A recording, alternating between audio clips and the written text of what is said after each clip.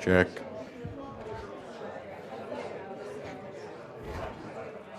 You're not dedicated to it like the Richard Dawkins dedicated to it. No, I mean, my time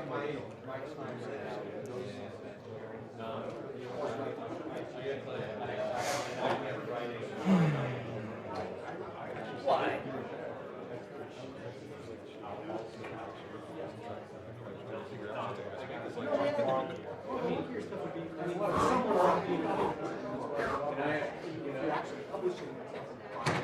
So before you go, some of it, most of it, I'll send you an email and I will let you guys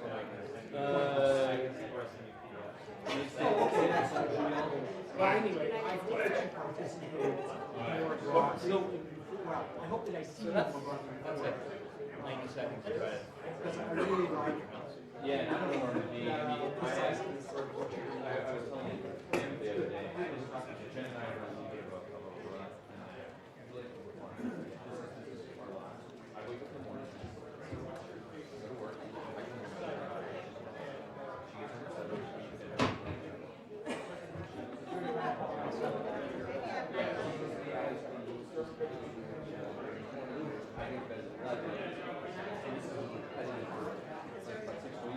So I promised her that we would go on a date next time. That's great. So like, Yeah. So afterwards, we'll meet for some form of. I like your hair. I like her hair. Well, no, I mean, you and I can meet for. That's true too. She doesn't. She's not in. Illegal behavior. Yeah, but yeah. You wouldn't have me any other way.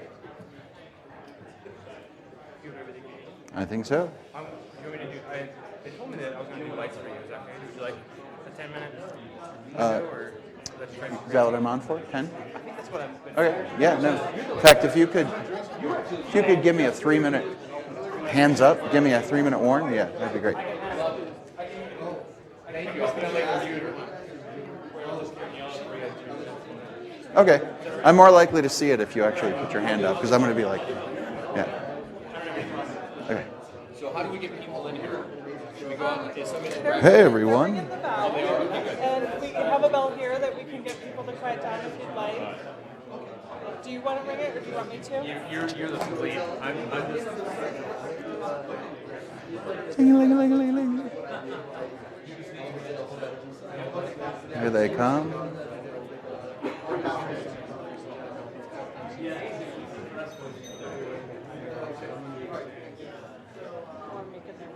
Yeah, yeah. Okay. As long as we don't get feedback, should be good.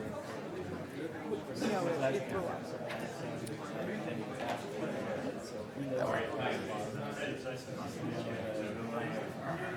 I'm really excited to hear what you're going to say today. By the way,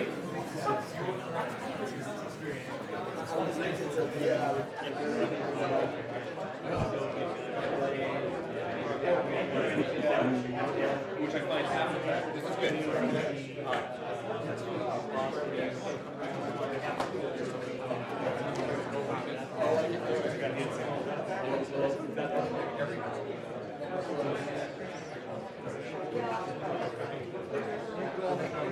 Hello? Yeah, thanks. Is that high enough or move it up a bit? Okay.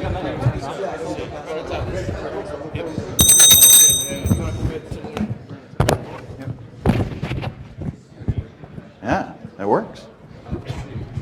Yeah. We're both sitting up here, isn't it? I just go ahead and start. That's pretty weird.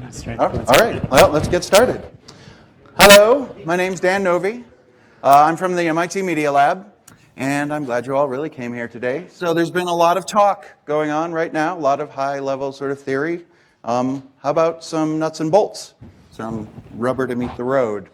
A little background on me. I'm a PhD student at the Media Lab, but before coming to Cambridge, I was a visual effects supervisor in Hollywood for 16 years, working on a lot of science fiction films as well, designing science fiction interfaces, as well as doing normal 3D animation compositing. And before that, in the cornfields of the University of Illinois, I was working in virtual reality in the early days. This is 1992, 1993, and I was determined to do the first VR production of Waiting for Godot. So I was the really strange theater major who kept booking time on the Cray in the National Center for Supercomputing Applications. They had no idea what to do with me. But this is where I learned that computers at the time were simply not ready for VR. The hardware was just not there. But I learned a couple skills. I got out to Hollywood and I had a career. Toward the end of that, I decided I really wanted to get back to my roots. I wanted to get my PhD. I wasn't getting any younger. And I started doing things like transmedia production, doing alternate reality games, that kind of things that harnessed large amounts of computation and network science to try to tell better stories. And I looked around and said, where could I go that I could possibly leverage all of the things I know, visual effects, theater, VR, this kind of stuff. And the MIT Media Lab was the only place that said yes. So once I got to the Media Lab, normally I work in holographic, volumetric, pseudo-holographic, and immersive displays. But I took a class from one of our professors, Joe Paradiso, and throughout this class and other classes I've taken with him, he has mentioned that there is all these science fiction works that have informed his work. So when we were demoing something, a small project, he would say, oh, that's just like this technology from Accelerando. This is just like that. And I said, Joe, have you ever just gotten together and like put in all these stories into a single list, the Joe P. Science Fiction Reading List? And he said, yeah, I should do that someday. And at the same time, a new student came on board in the master's program. Her name is Sophia Bruckner. She couldn't be here today. But she created a class at the Rhode Island School of Design in which they read science fiction, and then they did design-based interpretations of things that they had found. And when I heard this, it blew my mind, and I knew we needed to make it an MIT course. We needed to make it an MIT Media Lab engineering and media-centric course. So that idea was born. It was off and running. We got a lot of support from the administration, and we made it happen. So moving on. I'm not going to read these because I don't want Edward Tufte to kill a kitten. So I'm just going to continue to talk while you read it. The important thing is that the word pataphysics up there has the proper apostrophe in front of it. That means it's not that other pataphysics that doesn't. And one of the early science fiction stories that I really admire is Dr. Faustroll, that was created by Alfred Jarry. And in that science fiction story, he has a boat that's made of a sieve that sails without friction because there's no water tension on the sieve. So it's one of those sort of pataphysical ideas. It's an idea that actually happens, like surface tension. It doesn't break for bugs, but he's made it a boat. So it's like really early, late 19th century, early 20th century science fiction idea of imaginary solutions. So you see lots of different topics that we broke things apart to. Each topic was about 2 weeks long. We had author visits. We had small projects and then worked into a final project. And the thing to keep in mind is when you're reading science fiction to sort of gain an inspiration or to create a functioning prototype, the things you're going to see are all student projects. They are the result of a billion decisions on the decision tree collapsing into a thing on a desk in a demo. But the point of the class isn't to make a thing on a desk in a demo. The point of the class and of science fiction in general is to have a mutagenic change in your brain when you read it. It's supposed to be psychotropic. So once you've read science fiction, you should be able to see larger solutions immediately happening, rather than saying, no, that's too far out, I can't do that. The key thing about science fiction is to go, wait a minute, I think we can do something here. Even if it'll take 10, 20, 30, 1,000 years, even if it'll take building colony ships that will take thousands of years to get to another star, really big problems, that's okay, because you've now primed your mind to be able to see larger, grander, and more eloquent solutions. So one of the very first projects I'm going to start with, because we are at a law school, was a real interactive machine learning system for legal discovery. So this is one of the prototypes that goes towards something that actually worked. So Greg Borenstein created this. It's a computer vision and learning algorithm that we fed it the Enron data set, all the emails from Enron during the federal case, and he developed a set of feature set that he could feed through, and he could tell whether that particular email was tied into insider trading. So this is something that for legal discovery, obviously lawyers know legal discovery is one of the most expensive parts of the legal process because it requires very new lawyers or very expensive paralegals to read through thousands and thousands, if not millions of documents. And what Greg created here is a machine learning algorithm that you can throw through and it will, with over 90% accuracy, find whatever you're looking for in the discovery process. But Greg, being an overachiever, of course, then decided to make a graphic novel based on how it worked, as well as the story of the man who actually runs the giant server farm that is the discovery node that goes through all of this. So he fed it back in and was inspired by science fiction and fed it back in to create science fiction. That ended up being one of my favorite projects. Herein, you different types of algorithms, random forest versus SVNs, collecting everything, doing the extraction, and then getting the classifiers to develop, to say at the end whether it was relevant or irrelevant. And he could do that really with over 90% accuracy, which is pretty good. He then went on to create what a website of a fictitious legal firm would actually look like if this technology were a real thing. So these would be the guys that you would hire, Autonomous Associates LLP. They would be talking about how great their particular, machine algorithms are to do discovery. And they're the company that are actually in the graphic novel as well. So they exist on the web. You can actually go, I think it's logarithm.com and see the fictitious company, and then the graphic novel will be finished probably next year at some point. So, moving on. We had architecture students. We had such a wide range of students who were really interested in science fiction. We didn't realize, there would be that much.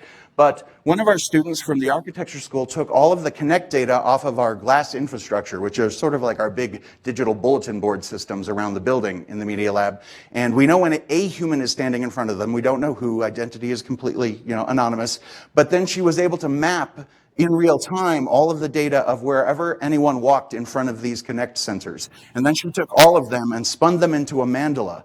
And so in a real-time processing sketch, you can actually watch this Jackson Pollock-like painting happen as people are moving around the Media Lab. And you begin to see the trends throughout the day of where people are working, where elevators are. That one on the upper left, you can see people coming in and out of the elevator. And for an architect, this becomes very, very important information to understand sort of almost neurologically, or the brain of the building, how people are operating and moving through it, where they're clustering, where they're not clustering, where traffic is having trouble flowing. And it came out of basically Neuromancer. She wanted to have a study of the human scale of cyberspace and develop this beautiful Jackson-like Pollock mandala, we call it. Next one is electromyography and prosthetics. So this is one of the prosthetics. And this 3D printed arm, this came from Transmetropolitan by Warren Ellis. And Guillermo here can control the pose of that robot arm using the pads on his own muscles. So as he grasps or flexes, the robot will do the same thing. And I saw some of the demos out there that do something very similar.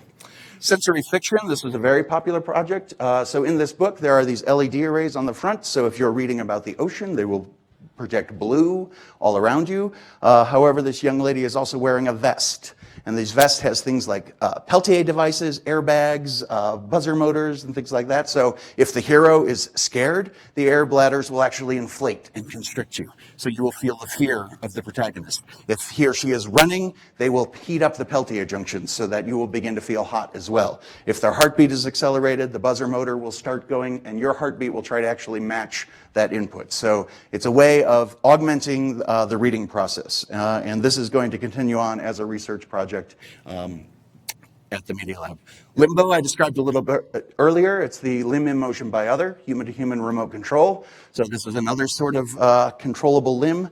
You make a grasp or a pose, it's optically sensed, that's sent across the network to another remote person who's wearing an electromuscular stimulation rig, and their hand is automatically forced into the pose that the first person did. We'll talk a little bit more about the ethical implications of this later. This is also from Neuromancer. Agnes came from GLaDOS. Agnes is a AI brain that accompanies you in deep space and talks to you, but she has 5 different personality cores. And there's a story behind it. She is trying to kill you, and you have to figure out why. But you can only get certain bits of the information by pulling the different personality cores. So she will only give you bits of information depending on what personality she actually has. And this was created by a student who had no programming experience and no fabrication experience coming in. He writes papers on the video game industry in Peru. That's his expertise. He was scared to death when he came in. He was my favorite student because he went from basically zero knowledge to being able to program in Python and to be able to control a camera with a servo using Arduino. So he just took off running, and it was a beautiful thing to see. I think this is the final one here. This is Case and Molly. This is a game, location-based game. We actually brought it to South by Southwest this year. We had 3 Mollys running in Austin at all time. So there are 2 participants. There's Molly, who is a ninja assassin of some kind with the mirror shades, and she is running throughout Austin, sending back stereoscopic imagery from a single iPhone using a 3D printed set of lenses and mirrors. So we transmit the stereoscopic, it goes back to Case, who is sitting in HQ, and that gets broken back into its stereoscopic and ported into an Oculus Rift, which is a virtual reality headset. So he's watching, he's riding along with Molly as he does in the book. It's called a sim-stim. So he can hear what she hears, he can see what she sees, he can feel what she feels.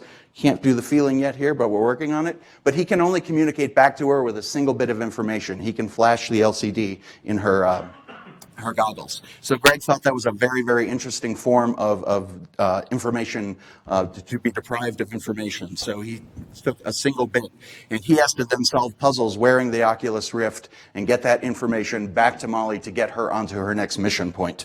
So we ran that successfully, except for when it was raining during South by Southwest. So the question is, now that you've seen this, and now that you know that it's possible, go home, get the books, get Williams' books, get Daniel Suarez's books, get Ernest Cline's books, get any kind of science fiction book, and instead of reading it just to see the delight and the wonder, start highlighting the technologies in there and go, wait a minute, why hasn't anyone built this?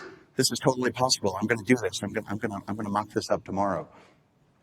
And if you want to look at all of the projects, you can go to scify2scifab.media.mit.edu, and all the projects throughout the entire semester, as well as inspiration, is there and available for you to see. So if you have any questions, I'll be over here talking with the rest of these fine people. Thank you. All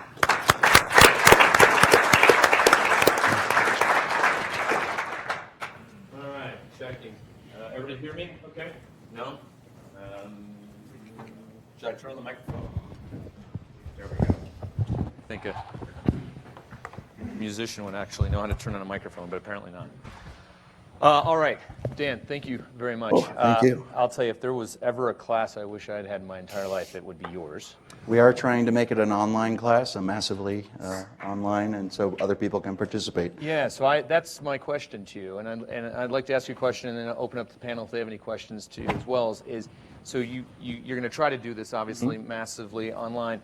What are you from a science fiction or technical situation? What are you worried about? What needs to be created for you to actually be able to do What this? I'm worried about is any kind of demo or object-based class where you have to critique something that somebody's built. How do we interact with people in Portland, Oregon, or Santa Monica, or some remote place? How do we do we group them and they critique each other's prototypes, or so we can get the information out there, but the important thing is the information coming back. And that discussion that happens around when, the critique is very important.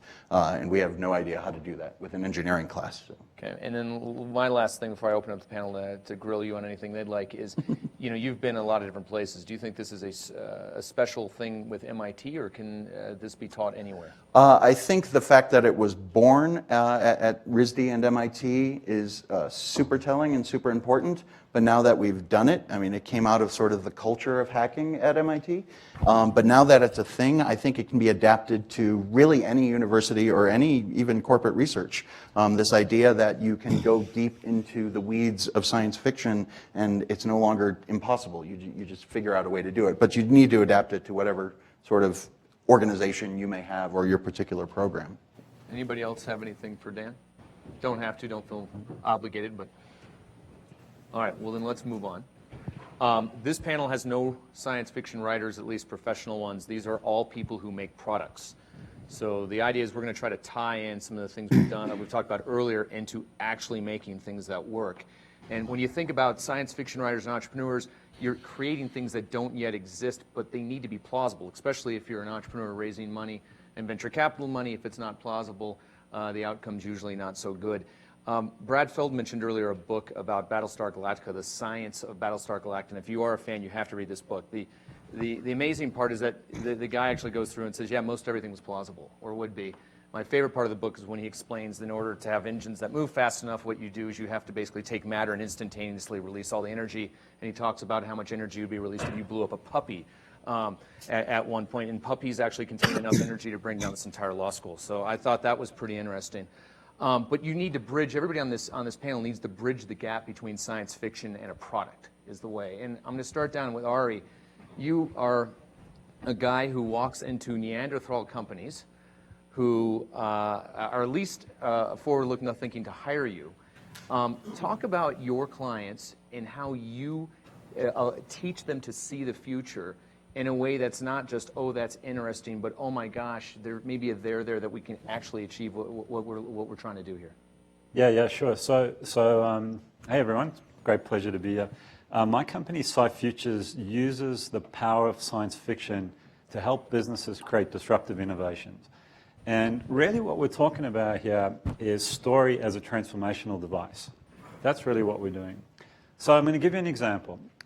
You walk into, say, a company like Lowe's, home improvement company, 60-year-old company, and we know that augmented reality is a very powerful emerging technology that can be used in home improvement. And if you don't know what augmented reality is, you basically allows you to augment the real world with digital objects. So imagine if you're renovating a bathroom, you walk into a bathroom, and you want to remove objects and you want to add new objects in to get a good sense of what that bathroom will look like. That's using augmented reality and virtual reality as well. But anyway, so try and explain that to a CEO of a 50, 60-year-old company, big box retailer, using technical speak or PowerPoint presentation. It's so difficult. But if you put it into a great science fiction story where the characters, you can empathize with them, where there's dramatic tension, where there's some kind of resolution on the end, straight away, it doesn't matter who you are, you get it. You get context, you get the technology, you get how it's applied, you get a use case. And the futurist at Intel, Brian David Johnson, who you guys might know, he uses science fiction storytelling for his engineers to give them prototypes. So that's what we do. We basically go in to organizations and we say, we basically help them co-create their story about the future, to help them get beyond themselves, to do radical transformation. And it's incredibly powerful and it works. So Jeff, why don't you let everybody know what you're up to? You actually have a nice synergy with Ari. I think one of your use cases for your product may be, you guys, I hope are talking, so Jeff's got some software and some hardware to sell you. Well, after the science fiction story got me to meet Jeff. I wouldn't have met him otherwise. Well, tell us about what you're working on and how did you go, where did you come up with the idea? How did you go from science experiment to product and how long did it take you? Mm-hmm. Sure. So my company's named Occipital, and that's for a reason. It's because we're trying to make a particular form of artificial intelligence. It pertains to the part of the brain, specifically the occipital cortex. That's where vision starts. So I've always been excited about sci-fi. Maybe if I had to pick a product that, a science fiction product that I'm trying to create now, maybe it's the tricorder, or maybe it's the Iron Man's vision helmet, or maybe Terminator's vision system. So we're interested in realizing that part of science fiction, the occipital cortex. It starts from there. And for the last 5 years, actually, I've had this company, and we've built little bits and pieces of science fiction, the ability for machines like Terminator to look across the room and see a barcode and decode it just from nothing more than an image. We did something a few years ago that did that. But we've always been more excited about augmented reality, some of the things Ari's talking about.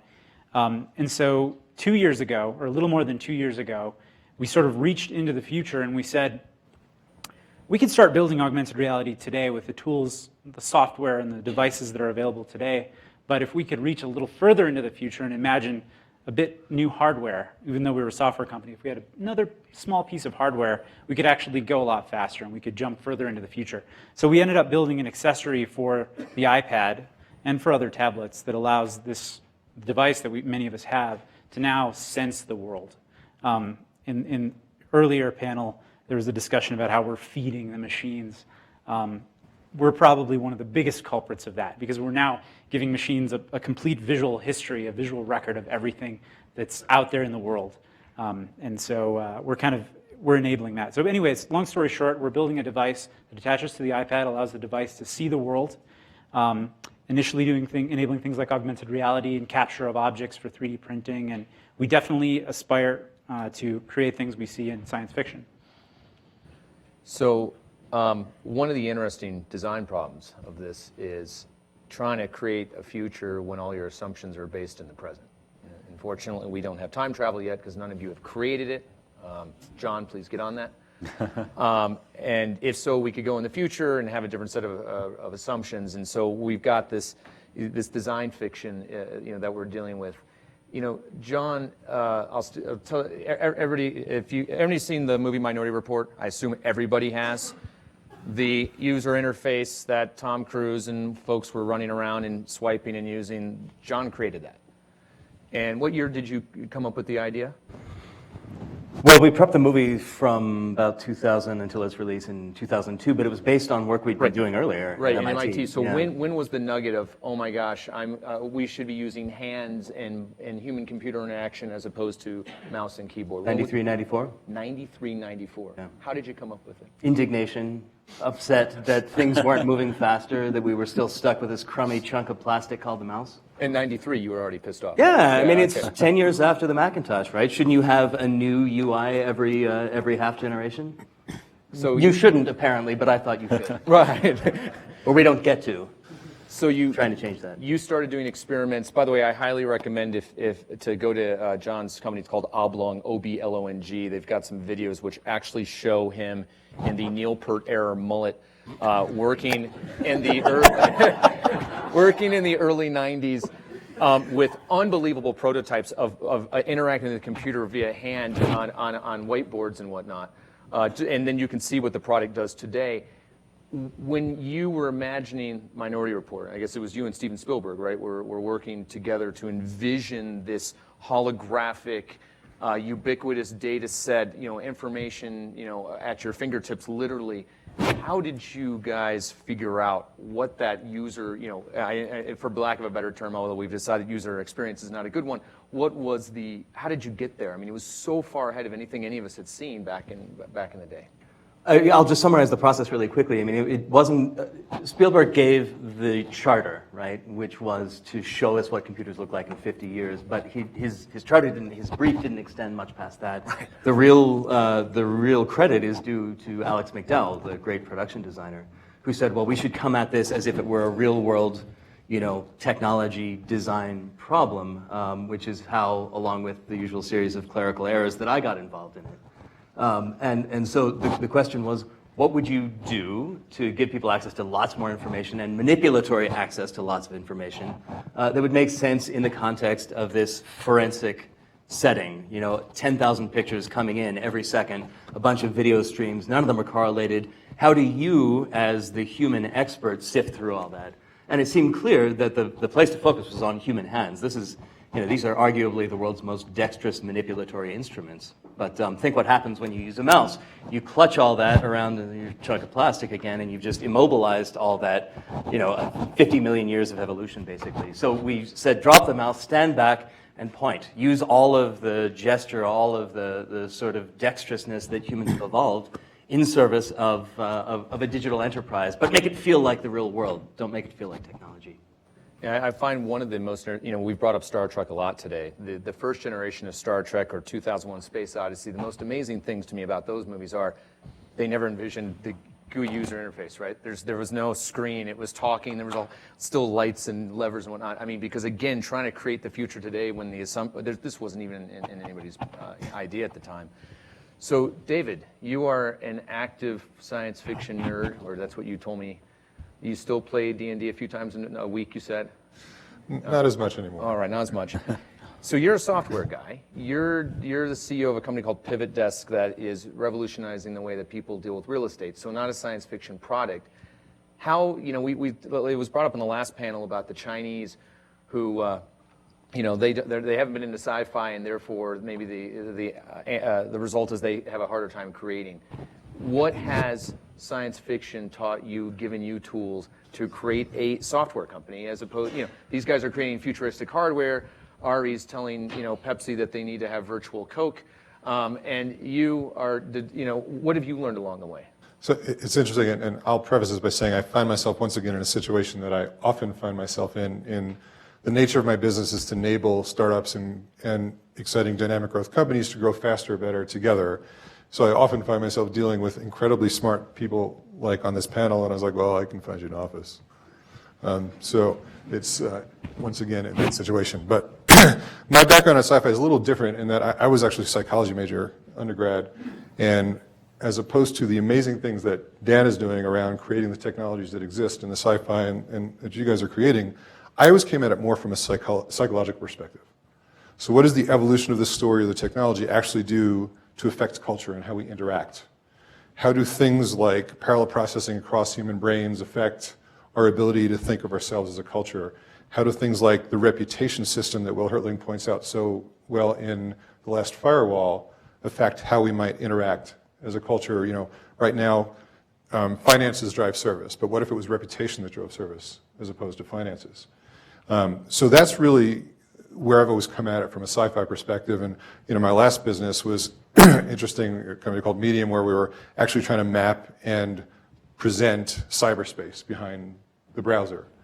And I realized that the technology was interesting, but what was more interesting was how people were interacting with it. And that's really driven kind of my evolution, and even where I went to with Pivodesk now, where if you can get more people, more smart people together in a more fluid environment and eliminate the barriers that distract them from creating brilliance and wonderful things, how does that affect our evolution as a business and a society? So that's really where more my perspective is focused on the sci-fi side. So Dan, back to you. How do you teach students to have the tools? Is it go read 8 books? And by the way, if it is 3 or 8 books, we'd love to know those books. Yep. In fact, I'm not letting you guys off this until we have a reading list. So let's talk about some reading list materials. So first of all, if you go there, there's a big link that says syllabus. If you click on it, you get the entire reading list as well as all the topic areas as well. And again, that list had to be cut back. We had 1 semester, and I can't tell you how difficult it was to say, no, we're not going to have, this writer or that writer. We know we didn't have enough female writers. We know we didn't have enough writers of color. They were very, very hard decisions to make to get to, something that was teachable. But as far as teaching, I can only offer, and then I can encourage. And I think the general theme was so exciting that I didn't actually have to teach very much. We just sort of said, go read Neuromancer and build something from it. And they were just running after that. So it was much more easy to sort of guide them or to give them access to hardware. Or if somebody needed to learn the laser cutter or the 3D printer, I could take them down to the shop and do that. That part was easy. But getting them inspired, that happened because of the source material.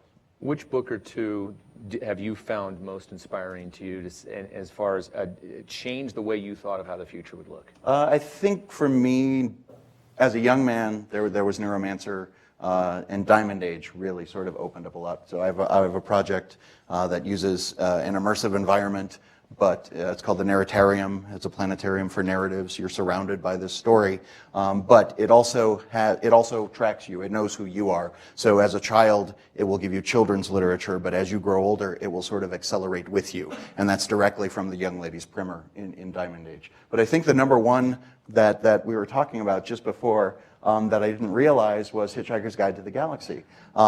Because when you admit that you're a science fiction reader, you have to sort of, listen, I love science fiction. But then when you admit that you're a science fiction comedy fan, right, that's even more weird, right?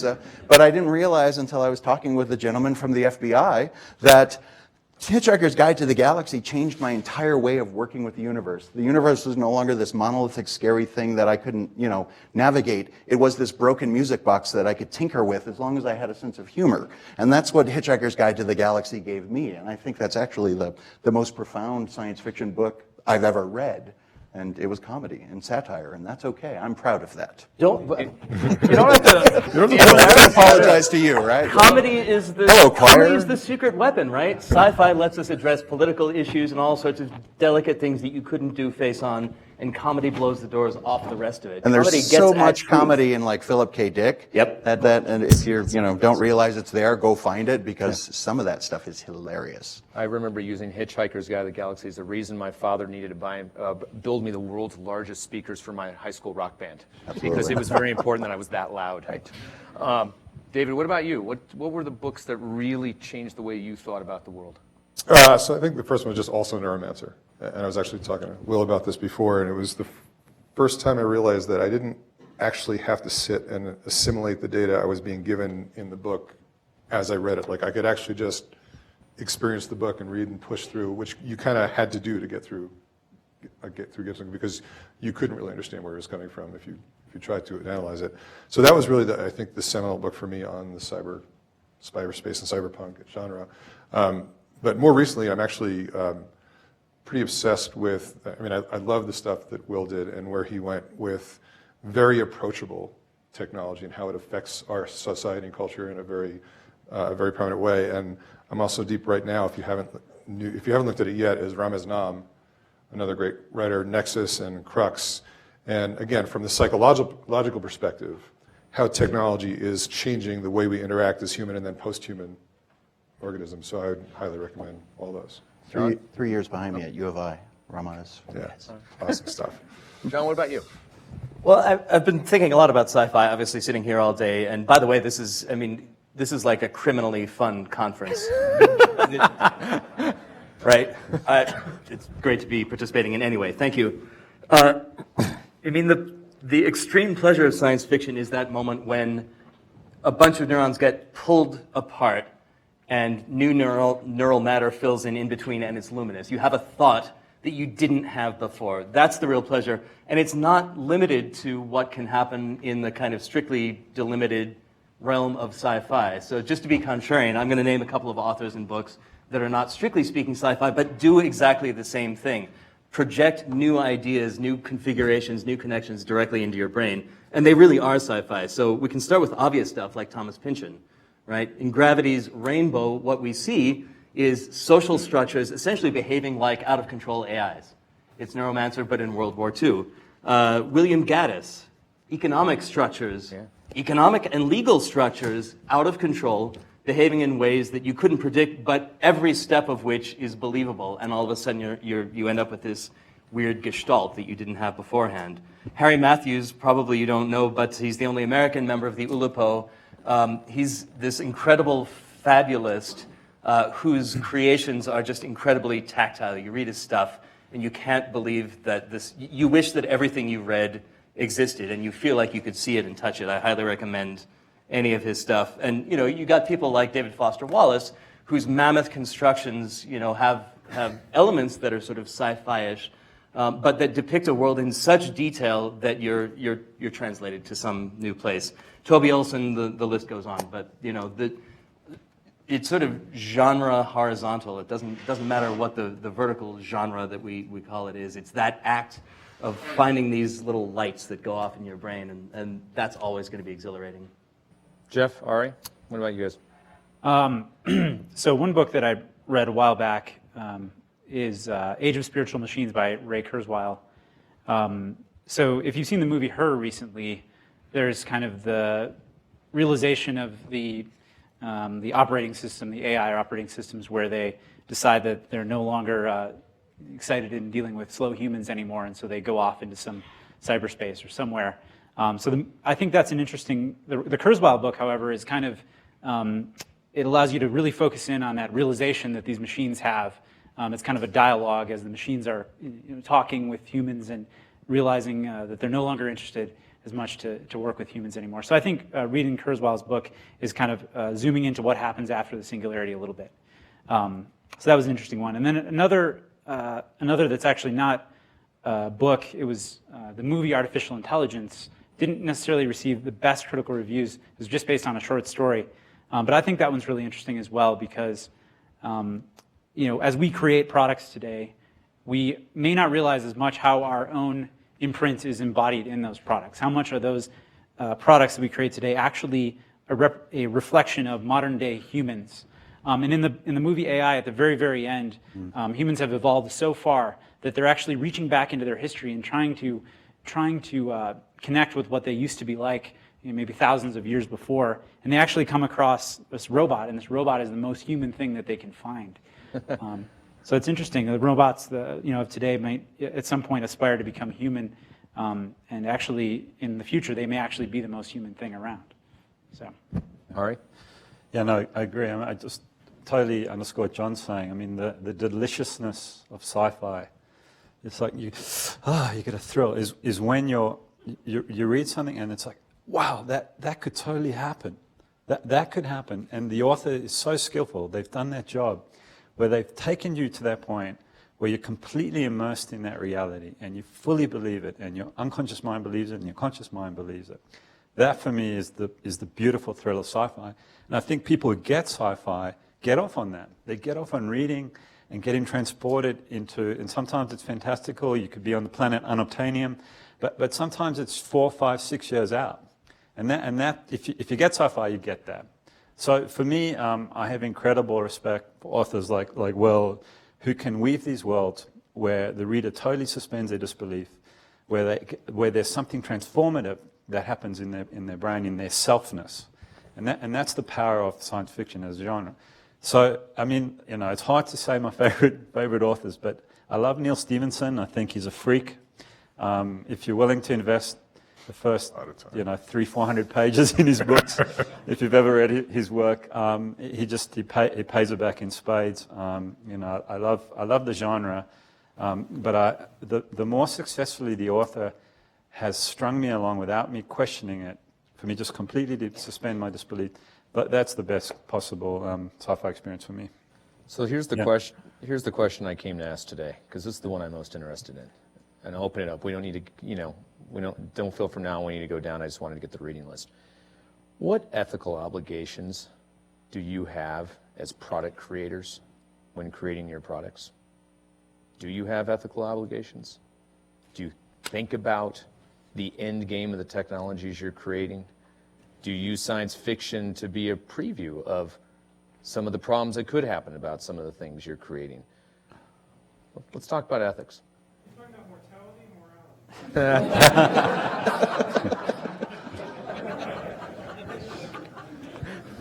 If you weren't here earlier, you won't get the joke, but trust me, it was a really good one. So my co-creator, who couldn't be here, often says that science fiction may be the only ethics course an engineer ever gets. So they're nose to the grindstone. They're taking their math classes. They're mechy. They're not taking a lot of philosophy classes. But if they read science fiction and you realize that in science fiction somebody has created an object that affects all of society, and sci-fi is about how we as a society are going to react to this. And so hopefully, even just that exposure through science fiction will get them for a moment to say during the production of something, wait a minute, once this genie is out of the bottle, it's not coming back. If I add this feature to this app and it's out there, I can't get it back. So let's really think from the very beginning whether we want to do that or not. I don't know if we have an obligation to. I don't know if science fiction authors have an obligation to. I almost view science fiction authors as the academics to the product. So we have academia, which it does a lot on theory and what should be socially correct and government policy and all these things. I almost see the writers as having some of that same sort of juice. What do the rest of you guys think about this? I think you can choose to have an ethical stance as part of your company's definition, as part of its ethos. It might be that it's actually a tactical advantage. Don't know yet. Yeah.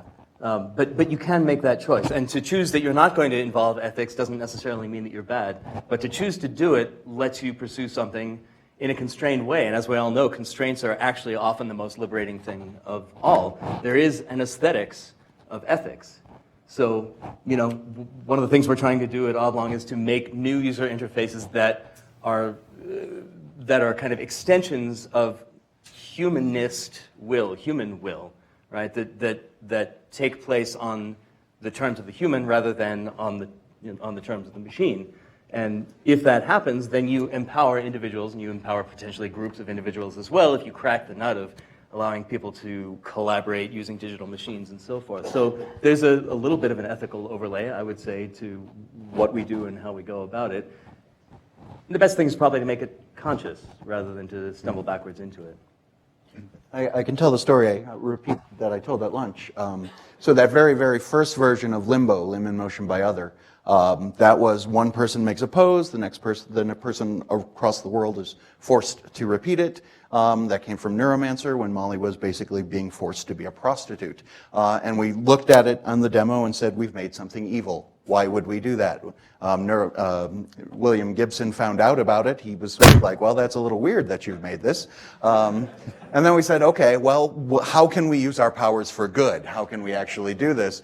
So we've developed the next version, which uses eye tracking. So it allows someone, say, a paraplegic who can move their eyes at least, to be able to use gaze tracking, to be able to move their eye to different part of the screen, and then each of those parts of the screen can trigger a different part of their body that their brain can no longer talk to. So they can look at a part of a screen and maybe grasp a cup, or maybe grasp a steering wheel. So if we can give the ability to drive back to someone who has lost it, then at that point, we've taken that technology out of the book, out of its evil reference, and actually made it a force for good.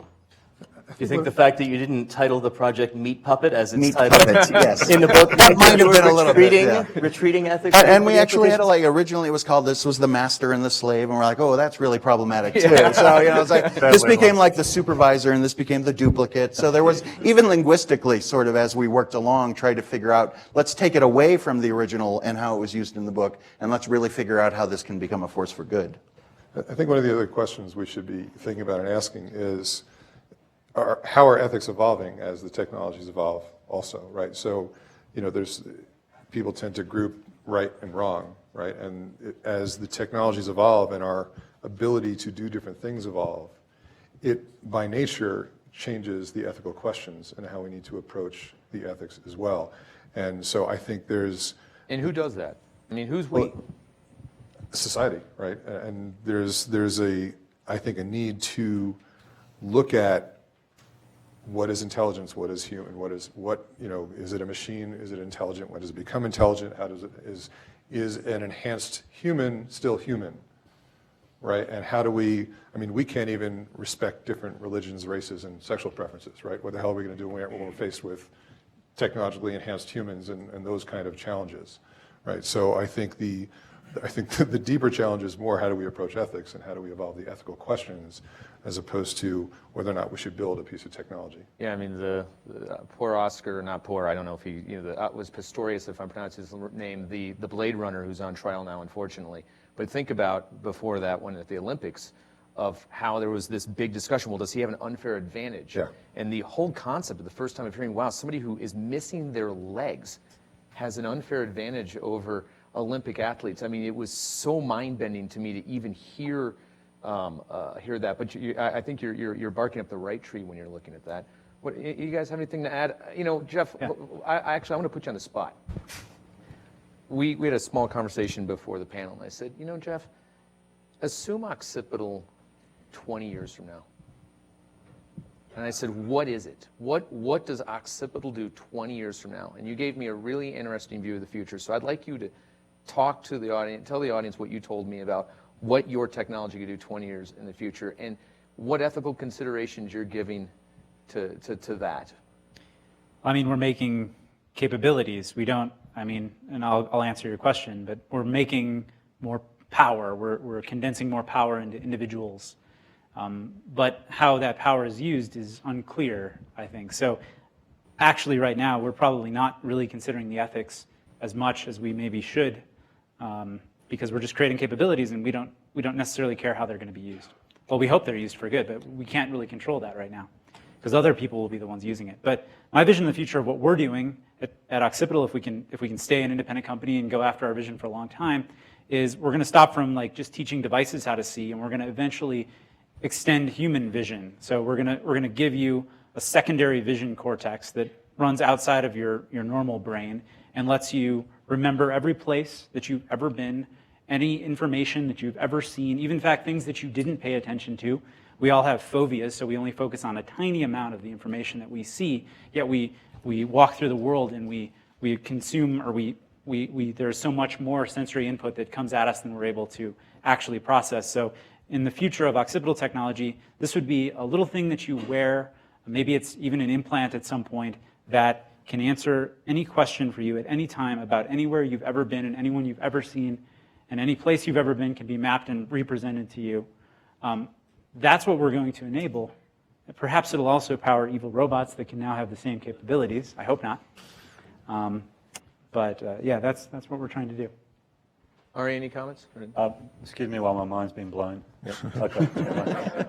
I think this is the power of the times, and this is why storytelling is so important in terms of ethics, because we need to wrestle with the implications of these transformational technologies that we have. And as lawyers and as ethicists and as philosophy students, my daughter's studying philosophy, and I said to her, this is the most interesting time to be studying philosophy because you're dealing with these tremendous ethical issues. My personal feeling is, as a business that goes into big Fortune 500 companies, is I want to go in there with a little bit of a Trojan horse. Let's help you create a narrative or a story of your future that is preferred, but let's do it in a way that it benefits not only the company, but society as a whole. I don't lead with that in my pitch, but that's what we're trying to do, because I think it's much better to have the best intentions when you start and to almost control or have some kind of illusion of control of where you're going to go, rather than being a passive kind of victim and the rug's pulled out of you. And we've invented this, oh God, why did we do that? So I think that's why I think helping big companies get their story right, doing it in a way that is ethically above board, whatever that means, transparent as well. So if you're not familiar with the work, we're talking about this at lunch, of Paul Zak, he does a lot of work, the future of storytelling. He's a neuroscientist. And he's shown that if you get the story right, you can actually predict how much money people will donate to a complete stranger. So he's done these experimental designs where he exposes subjects to different stories, and you can actually predict almost exactly, based on the hormones that are released as a result of being exposed to a story, how much money they'll give. What does that mean? That means that you can actually figure out how people will behave based upon how you make them react, how their body reacts. So that's power. So, okay, we have this power. Let's now be transparent about it. Let's say, okay, we acknowledge we have this power. Let's be open about it. Let's not try to hide it, and let's try and use it for our preferred outcome. Yeah, I think what's fascinating is we're talking about ethics. I think the thing that comes out to me is we're going to be, as society, behind the get the ball. And the problem is again, we have today's sensibilities. We have today's, assumptions. We are building technologies that actually have a higher ceiling than we even know that we're inventing. We're actually not even as humans able to actually predict what these technologies we're creating today will eventually evolve to. I grew up in Detroit. I remember the conversations of ethics of robots in the automotive industry. And the answer in Detroit was the ethical thing to do is not bring robots in the assembly line because we're going to kill jobs. And we all know what happened to the U.S. auto industry. It almost died, and now it's having to react. We have two investments at Foundry Group that I think a lot about, and I think what I find most interesting is I don't know what the answer is. So one's MakerBot, 3D printer, and it's everything from, should you invest in a company, and is it a good technology if people in third world countries are using MakerBots to make parts for guns? There's the legal answers. If you buy a particular glass from Tiffany's and you break it, do you have the right to reprint a new one from your printer or not? What is the definition of ownership? We don't even know. And legal scholars, and Paul Ohm and I could probably spend a whole day talking about this. I don't even know how I think it should turn out. I mean, that's where I find, as a lawyer and as a venture capitalist, I'm cross with myself. Another investment in 3DR, the drone company. Are drones good or bad? Supposedly, if you're out in Alaska and need beer, they're good. There are other uses which aren't so good. So it's funny, we can't stop the innovation, and I think we all want to be part of it. But it's the question that keeps me up at night the most. Yeah. Back to some short questions. I like to mix up shorter and longer ones. Any products out there that you think do the best job of bridging sci-fi into product? What's out there that they're like, oh my, that's way ahead of its time. I'm really excited about it. There's got to be something. I think augmented reality as a general classification of product, I don't think we've seen good augmented reality yet. But when we do, it's interesting because it'll allow us to bring sci-fi and imagination into a physical space around a person. So now you can not just imagine something on a screen, but imagine it right in front of you. So maybe that accelerates the iteration time between something you see in sci-fi to something you want to create. You can prototype it virtually, decide if you like it, change it if not, rather than, maybe it just accelerates things even faster. So AR as a way to merge sci-fi and reality is a partial answer. I think language processing. Louder. Excuse me. I think language processing technologies also is a huge leap. I mean, you can rag on it all you want, but just things like Siri, things like natural language interfaces, where we can actually just talk to the machine instead of having to input with keys or gestures, right? Also and makes the government a lot, ability for us to spy on us all that easier too. so back to the ethical questions, right? Yeah. Anything else that you're real excited about? This is super short range, but mixed media 3D printing. So the ability to switch materials as you're printing. I just saw a printer the other day that can go from normal sort of MakerBot type materials to laying down reinforced carbon fiber and then switch back. So you can get rigidity where you need it and flexibility where you need it as well. And that's really exciting. And we're using that to 3D print limbs or prosthetic sockets, which need to be rigid where they need to be rigid and flexible where they need to be flexible. So. And for those who went to CS and saw, MakerBot has I forget Brad, what's the latest, the big MakerBot called? A16 or something? I forget what. Is that right? Oh, I got something right for a change. Big one. And the scene, the display they had was 16X, yes. It was printing a smaller MakerBot, which was printing a smaller MakerBot. And it was like, oh shit, as soon as this thing can print, circuits on silicon, it's game over. And then again, it goes back to the Tiffany glass thing. If I buy one MakerBot, can I go print 4 more? Yeah. I'll add to that. When we were looking at investing in MakerBot, the line you had me at below comes to mind. But Reed Cudis, who was the CEO, led me into the secret room at MakerBot and other offices. In the secret room, they had actually built a MakerBot. They had printed a MakerBot on a MakerBot. Right, so it was very small pieces, but I think there were a couple of hundred pieces that they then put together. It was not a functional MakerBot, but it was definitely that feature. Even at the very beginning, they were thinking of replicators being replicators. Which was interesting because you and I built our first MakerBot together and I ended up bleeding all over it because I cut myself. We still have it at the Foundry office and it still has my blood stains on the front of it. And the secret room was something right out of Jack Bauer 24, speaking at 24. It was one of the scariest rooms I've ever been in. I was like, someone was like, don't go in this room. But yes, it was impressive to see that. I think one of the reasons your question is interesting, and probably the reason that we all paused for a while, is that a new even a radically new technology is great, but it's even more impressive than that is the plasticity of the human brain. It only takes about 2 months before we're completely used to using it, completely used to the idea that our phone can tell us exactly where we are on the surface of the planet Earth, and can tell us how to get to Dairy Queen or whatever it is that we most need in our human existence. I never knew this about you. I spent the first 4 months of living in LA trying to find a Dairy Queen. Very disappointed. So, and those experiences very much replicate what happens inside science fiction stories. You have a society that's trying to deal with a new technology or a new state of being or a new collision of moralities or intelligences or whatever, and then the story plays out with those pieces. But what I think is interesting would be to try to figure out a technology that provides the sustained sensation of reading science fiction, the sustained sensation of revelation. Right? Isn't that called ecstasy? For the first 12 hours. Right, and it's horror, a different genre. I think that could be addictive. And you can't read a book regulated. Every day. Right. We are working on electroceuticals, just saying. Yeah, Can't talk about them. Well, actually, my partner Ryan and I at CES, a guy stopped us and asked us if we'd be willing to try his synthetic drugs, which were an electrode here and here. And he had 2. He had one called Chill and one called Alert. And I have never been more scared for a product demo in my entire fucking life. So Ryan and I flipped a coin. He got Chill and I got Alert. In the middle of CES, I'm thinking Alert in the middle of CES. Boy, this is going to be interesting. And I'm not sure what happened to us, frankly. Something happened to both of us.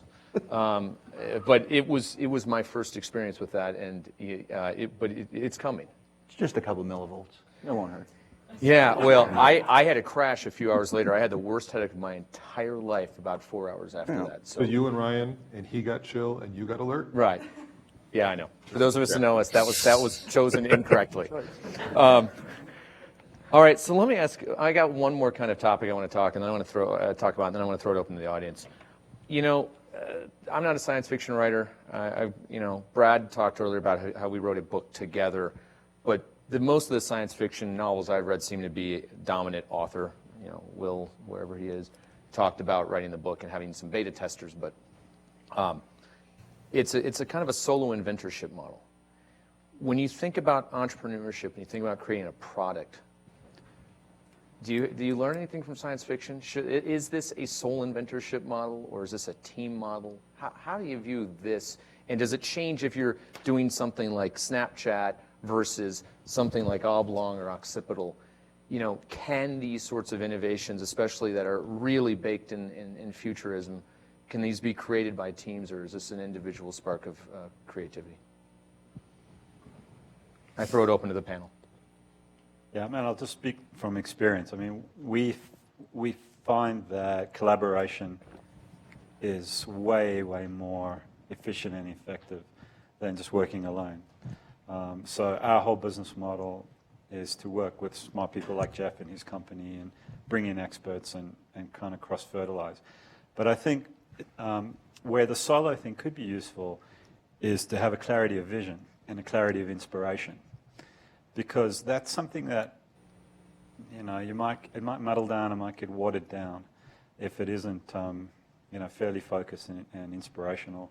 And I think there's always a danger. If you've ever been in a brainstorming session with a group of people, I mean, you'll just get muddly rubbish, you know, if you don't manage it properly. So there's something to be said for that as well. But in our experience, we definitely are open to collaboration. What do you think, John? I mean, you've been through this a lot at MIT, the Media Lab. I've been through a lot. Right. I think that really good startups begin like sci-fi books and end structurally and organizationally like sci-fi movies, like a means of production for both. So it's really easy. I don't know that there's room for more than one or two author in the early days of a company. Does anyone know a great book with more than one author, sci-fi especially? Maybe Difference Engine. Yeah. Strunk and White, I was going to say, but okay.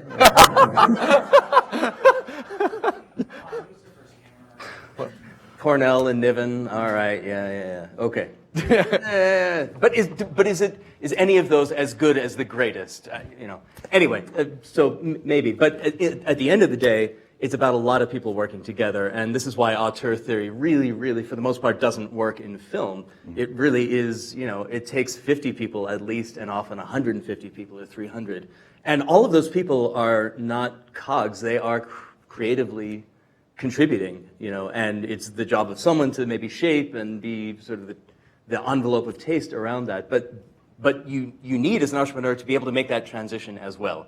You need to be able to let go of the sole authorship and realize that the team you've assembled around you is going to do your thing, with giant single and double quotes going out to infinity around the word your thing better than you could ever alone. That's what you want. You And want that's what you somebody want. that's better than you. Yep. Because you can have a great idea, but there's always going to be somebody that you need that does it better than you, and you have to find that person. Not that it's not good to have a good cult of personality to keep them all in line, but you need experts that are more than you. So, And a lot of them. yeah.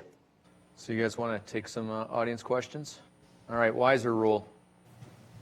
All the students are probably all drinking beer by now. There's probably nobody left. I'll just say that I misunderstood. When Brad was explaining the wiser rule, I blanked out or something. I thought that the rule was that the first question in the open forum must go to a student in the audience. No, that's if no students actually ask the question. We then can turn it back. Oh, that's the wiser rule? Right. The wiser rule is, number one, the first question is asked by a student. Mm-hmm. If no students, then since Bernthal and I are teachers here and know somebody out there, we just randomly call on somebody who's now ducking, wishing they never took our course. But fortunately, we've been saved. All right. Although we could reverse it and everyone ask him a question. It's going to be fascinating.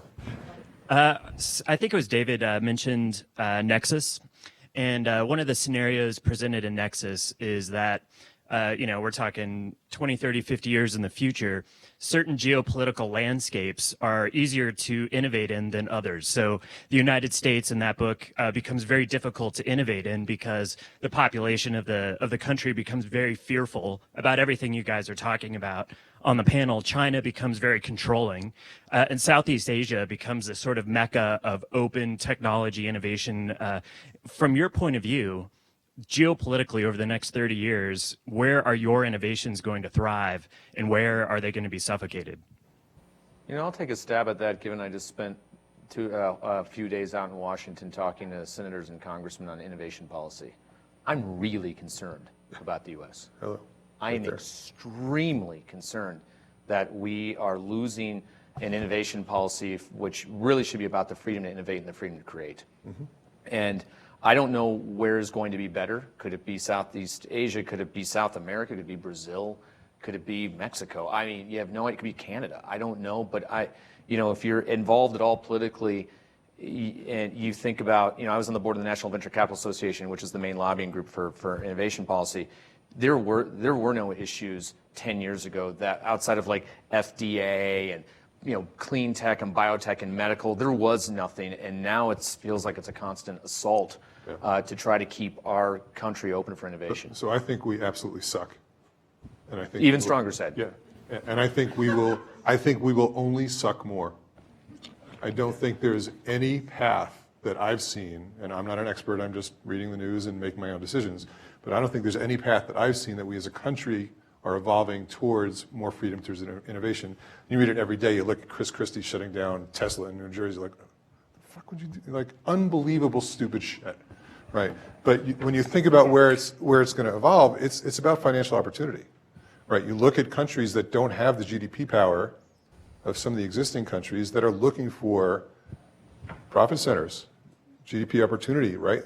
They'll break those walls down in a second if they see currency flowing through them because of innovation, right? So I think it's going to change like crazy. I don't think we as a country have a chance in hell of leading the next level of innovation because we are so ingrained around power and money with a small group that will do everything they can to continue to stifle the innovation. Anybody have a more charitable view? All right, we're screwed. Just my opinion. Question over there.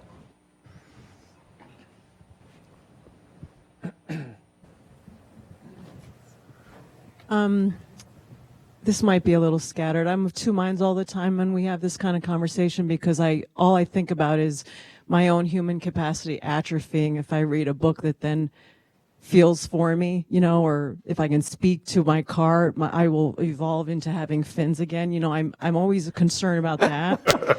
But then I go to all this notion of extending and enhancing, and then I go to, just like they think the computer's really, I don't know if the word is mimicking or really revealing the one mind of consciousness, but I wonder if those of you who are creating products and writing sci-fi are actually oriented in some way like, hey, I'm not really just extending or enhancing, but what if I'm actually revealing human capacity? And I just saw on Facebook today this story, it's related but that we got remote viewing in the military and there was this story about how when they recruited the Native Americans and for the war, when they cut their hair with military cuts, they didn't have the extra sensory anymore. They realized that it was the long hair. And I said, wow, we have all these human capacities that we're losing. So back to the question, which is, are you somewhat oriented to the fact that you're actually creating products or maybe creating products or conceiving stories that could be revealing human capacity? Human consciousness, which would then have us maybe get a little more ethical. We talked about that a lot in the class, and specifically with the sensory fiction book. That book became very popular among the blogosphere, and lots of people started talking, about like why would you need to augment reading? Reading is such a beautiful, elegant experience. It's you and the printed page, and everything happens in your imagination. And we love that. Normal reading isn't going to go away, but if we offer you a different experience or a deeper experience, say the way film went when it went from black and white to color, color didn't destroy black and white film. It was just a different way to experience cinema. And so if we give you an augmented experience, we can either give you more that's different than the normal experience, or we can help an author get their intent to you more clearly. So if, say, they're writing, they just couldn't figure out how to get you to feel the fear that they want you to fear, and we can do it mechanically, we're helping that author. And that's an augmented experience that isn't the normal one of reading. But I think no technology completely kills the one that came before it. We just keep adding new ones, and I think that's a good thing. Yeah, but I'm also pointing to, and I love that, I wish the orientation were also, hey, by the way, we're extending, enhancing, and what if we're also revealing a capacity that's already there? What if that's what we're doing?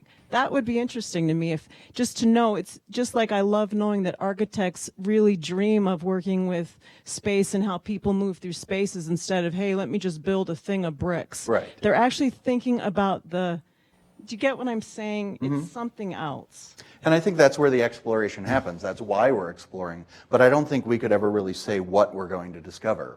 I think certainly some kind of higher level, I'm not going to say intelligence, we could be working toward. But, the whole reason that we're continually exploring is so that we can be closer as people, because we can be more human beings.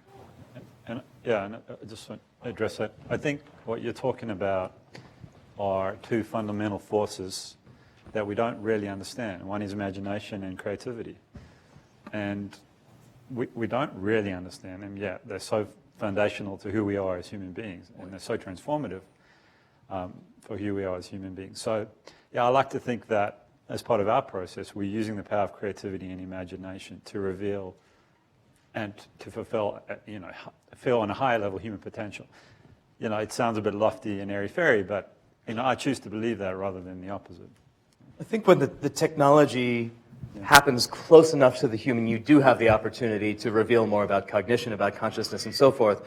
So, when we check back with Jeff in 10 or 15 years, and he's achieved what he described, the possibility that you could ex post facto refoviate, you could go back and look at something that you weren't aware you'd even seen, that's a feedback loop that's tight enough, and that happens in the, kind of cortical terms that are important, that you're gonna learn new stuff. You're gonna learn something new about how you think and what perception, what cognition, and what reality, and what all of it is. As three entrepreneurs who I serve on your boards, do you want me to go back in time and realize everything you ever told me? No. Like contract No, we negotiations. really Save a lot of trouble. Like you said. You said. Hold on. Yeah. Exactly. I think we get hints of this from time to time. Like we can remember an incredible amount of places that we've been, but we can't. We need a cue to help us remember that. So if you could somehow give cues, if an automated system could give cues, it could probably unlock some new human potential. Maybe multi-touch systems unlocked a new manipulative potential that we didn't have with computers before that. So I think it's interesting. I also think it's interesting. Are we, at what point do we begin evolving outside of the human body, and now we're stuck with the manipulators we have today? There's really no reason to evolve different hands right now, because we kind of have the ones that work, and they work with computers, and computers evolved to work with our hands. So are we kind of stuck with what we have now, and it's only our neuroplasticity that can improve? I think that's something else to think about. I think something, I don't know if it's an answer to your question, but something I'm very interested in watching. When we focus on the technological evolution, we tend to focus on things that we are very comfortable doing and making them better, right? So how can we see better or remember more or be stronger or move faster? But we don't really push on things that aren't as obvious to us. So like empathetic connection, right? How do we interact together? And what are the things that we can actually reveal that maybe are subtle but aren't obvious to us around as a society? How do we connect better, right? And so again, I have no idea how to specifically answer the question, but I think it's a really interesting topic when it specifically comes to imagining different interaction capabilities as opposed to strengthening existing ones, which we're very good at doing. I think it's going to take 50 years, right? We're going to have 20 years of tests on all the kids now who are using iPads before they can talk. I mean, every time I see a non-talking human entity use one of these, I'm just like, it breaks my brain. And we don't know what that outcome's going to be. You had a question?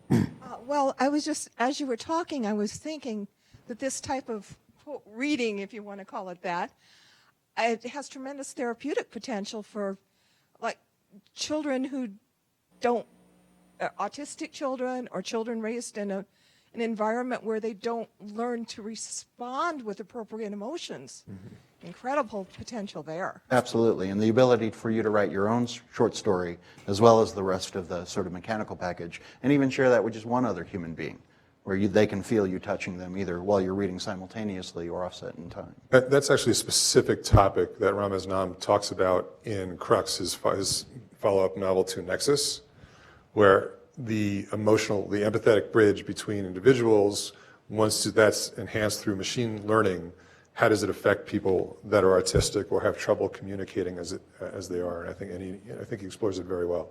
Just to add one more thing to it, it's in the context of an underdeveloped person, namely a kid.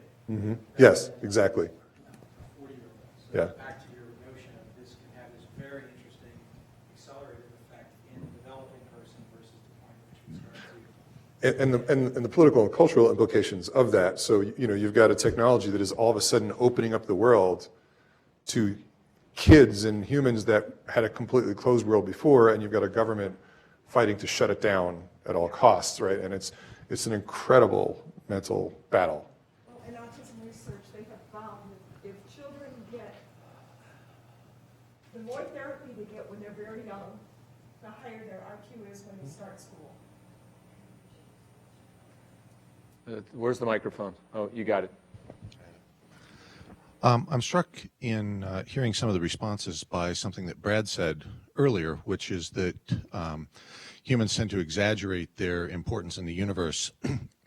And in a lot of the responses, especially to the 2 questions ago, some of the responses were justified by saying, well, maybe this makes us more human or, enhances our humanity. Is that really such a big deal? Are you constrained by that? One thing I remember from Star Trek Next Generation is someone asking why everybody on the crew didn't have their eyes taken out and replaced by that eyepiece that Geordi has. And the answer, judging from your responses to some of the other questions, the answer is, well, that's not human. That's, mecha. And are your innovations constrained by the need to stay human? And even if your thinking isn't constrained by that, are your customers constrained by that? If you come up with Geordi's eyepiece, can you sell it to anybody except blind guys? It's the same issue as the skin job in Battlestar, who's pissed that he was programmed not to have all his sensors. He wanted to be able to see everything, and unfortunately his creators, in order to try to keep them more human, made a defective and a deficient product. What do you guys feel about that? The replicants in Blade Runner that only live for 4 years. I Right. mean, that's the key to that whole novel is, are they human? Well, biologically, yes, but they're programmed they're going to die in 4 years. They have a limited lifespan. Another great title on the reading list, by the way. If you haven't read Do Androids Dream of Electric Sheep, you should absolutely read that book. So, sorry. Yep. So what do you guys think? Are we artificially constraining ourselves to be human, and that's a dumb idea? I think it's more a definition of what is human, and are we grabbing the past instead of looking at the future and how we define what human is. And so that's, again, when you start to push the ethics debate, that's right in the middle. I think it's a deeply personal question that every human being has to reconcile within themselves. My personal feeling is that we've been using tools for, thousands of years. We'll continue to use them. We should debate the implications of these tools. But ultimately, as a society, we'll decide if it's better for us or worse. I look at the abortion debate and have little confidence we can determine what a human is. We got time for one more. Back there.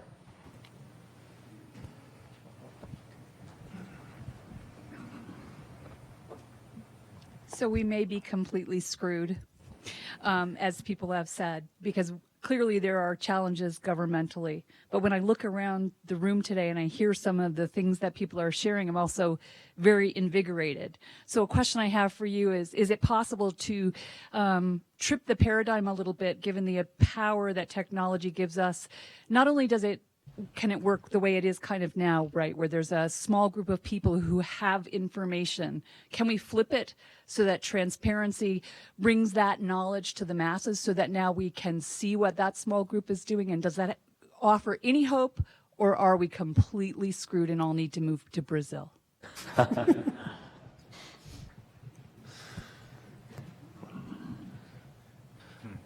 So when you say, are we completely screwed, do you mean we humans? Do you mean we, the United States? Do you mean, like, what is your, to be a little more specific? So I'm sitting in the United States right now, which is a construct that may not be here in 20 years, but who knows?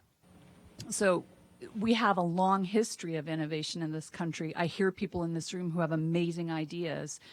I hate to think that we have to give it up, especially when we have the potential of flipping with the same technology to have insight to things and sharing that more broadly. Just as someone was saying about education, being able to share education broadly.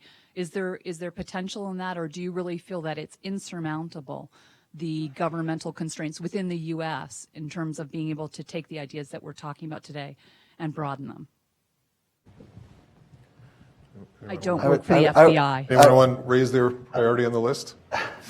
I will say I'll give the standard Media Lab response, and that is that if you are creating something, you're innovating something that the normal market would normally produce in any amount of time, stop. You have to actually create something that is so far ahead or so out there or so asymmetrical that there is no regulation that could even contain it right now. So you got to look around and say, oh, this is heavily regulated. Why would I even innovate in that space? Let me go out and create something that's just going to come in just so asymmetrically that, somebody once said, I've never broken any laws, but a lot have been made because of me. You want to be the innovator that suddenly regulators and boards, come up to try and you got to keep ahead of them and keep running. Yeah. Well, the fact that there is no market for governments, you have one choice, and they do not have to compete like normal market entities do. That's important. So with that, let's thank this great panel. Thanks, guys.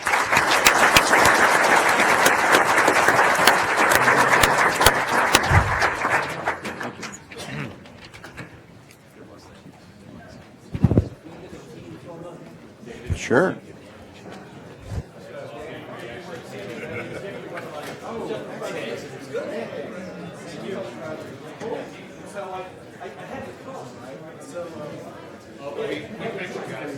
This is another one of these non-break breaks. We're going to reconvene in 4 or 5 minutes, but please say hello to people around you.